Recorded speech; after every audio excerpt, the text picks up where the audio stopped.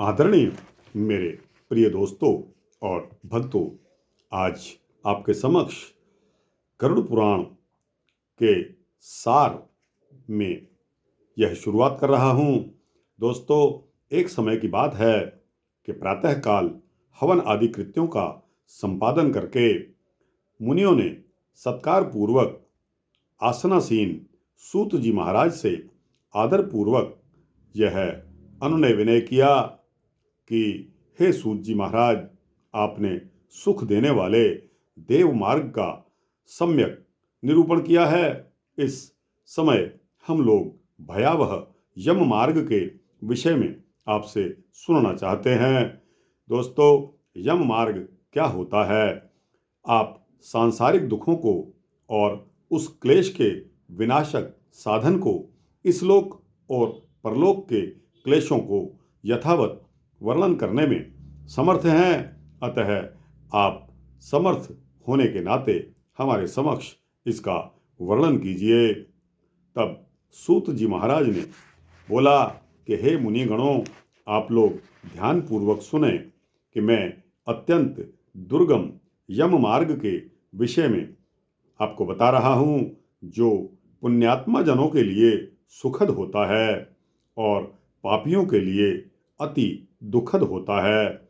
गरुड़ जी के पूछने पर भगवान विष्णु उनसे जैसा कुछ कहा था, मैं उसी प्रकार आप लोगों के संदेह की निवृत्ति के लिए कह रहा हूँ। तो दोस्तों, संदेह निवृत्ति के लिए उन्होंने क्या बताया कि इस तरह के जो व्यक्ति पाप करते हैं उनके लिए बहुत कठिन होता है और पुण्यात्मा व्यक्तियों के लिए यम मार्ग बहुत ही सुखद बताया गया है। आगे चलते हैं। दोस्तों, किसी समय वैकुंठ में सुखपूर्वक विराजमान परम गुरु श्री हरि से विनता पुत्र गरुड़ जी ने विनय से झुककर पूछा। गरुड़ जी ने कहा कि हे देव, आपने भक्ति मार्ग का अनेक प्रकार से मेरे समक्ष वर्णन किया है और भक्तों को प्राप्त होने वाली उत्तम गति के विषय में भी कहा है।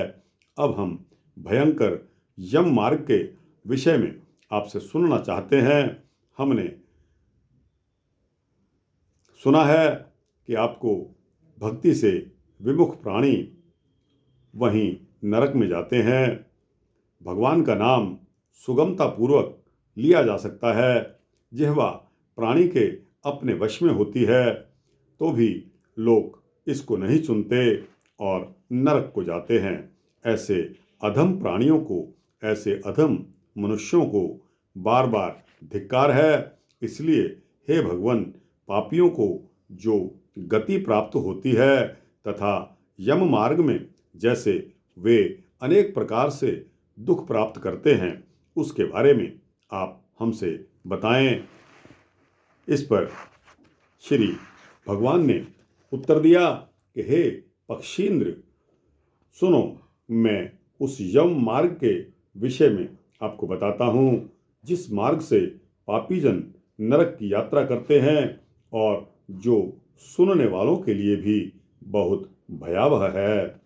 हे तार्ष, जो प्राणी सदा पाप परायण हैं, दया और धर्म से रहित हैं, जो दुष्ट लोगों की संगति में रहते हैं, सतशास्त्र और सत्संगति से विमुख हैं, जो अपने को स्वयं प्रतिष्ठित मानते हैं, अहंकारी हैं और धन और मान के मद में चूर हैं, आसुरी शक्ति को प्राप्त हैं तथा दैवी संपत्ति से रहित हैं, जिनका चित्त अनेक विषयों में आसक्त होने से भ्रांत है, जो मोह के जाल में फंसे हैं और कामनाओं के भोग में ही लगे हुए हैं।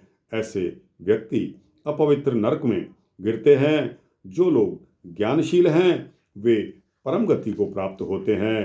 पापी मनुष्य दुख पूर्वक यम यातना प्राप्त करते हैं। पापियों को इस लोक में जैसे दुख की प्राप्ति होती है और मृत्यु के पश्चात वे जैसी यम यातना को प्राप्त होते हैं, अब उसे सुनिए। यथो पार्जित पुण्य और पाप के फलों को पूर्व में भोग कर कर्म के संबंध में उसे कोई शारीरिक रोग हो जाता है।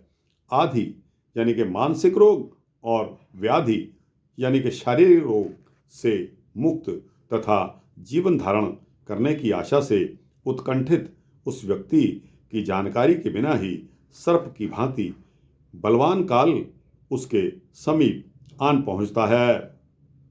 उस मृत्यु की संप्राप्ति की स्थिति में भी उसे वैराग्य नहीं होता। उसने जिनका भरण पोषण किया था उन्हीं के द्वारा उसका भरण पोषण होता है। वृद्धावस्था के कारण विकृत रूप वाला और मरणोन्मुख वह व्यक्ति घर में अवमानना पूर्वक दी हुई वस्तु को कुत्ते की भांति खाता है और अपना जीवन व्यतीत करता है। वह रोगी हो जाता है, उसे मंदाग्नि हो जाती है और उसका आहार तथा उसकी सभी चेष्टाएं कम हो जाती हैं। प्राणवायु के बाहर निकलते समय आंखें पलट जाती हैं, नाड़ियां कफ से रुक जाती हैं, उसे खांसी और श्वास लेने में बहुत प्रयत्न करना पड़ता है तथा कंठ से घर्र घर्र की आवाज निकलने लगती है। चिंतामग्न अपने स्वजनों से घिरा हुआ तथा सोया हुआ वह व्यक्ति कालपाश के वशीभूत होने के कारण बुलाने पर भी नहीं बोलता। इस प्रकार कुटुंब के भरण पोषण में निरंतर लगा रहने वाला अजितेंद्रिय व्यक्ति अंत में रोते बिलखते बंधु बांधवों के बीच उत्कट वेदना से संज्ञाशून्य होकर मर जाता है। हे गरुड़, उस अंतिम क्षण में प्राणी को व्यापक दिव्य दृष्टि प्राप्त हो जाती है, जिससे वह लोक प्रलोक को एकत्र देखने लगता है। अतः चकित होकर वह भी कुछ कहना नहीं चाहता। यमदूतों के समीप आने पर सभी इंद्रियां विकल हो जाती हैं, चेतना जड़ीभूत हो जाती है और प्राण चलायमान हो जाते हैं। आतुर काल में प्राणवायु के अपने स्थान से चल देने पर एक एक क्षण एक कल्प के समान प्रतीत होता है और 100 बिच्छुओं के डंक मारने जैसी पीड़ा का अनुभव होता है। वैसी पीड़ा का उस समय उसे अनुभव होने लगता है। वह मरणासन्न व्यक्ति फैन उगलने लगता है और उसका मुख लार से भर जाता है। पापी जनों के प्राणवायु अधोद्वार यानी कि गुदा मार्ग से निकलते हैं।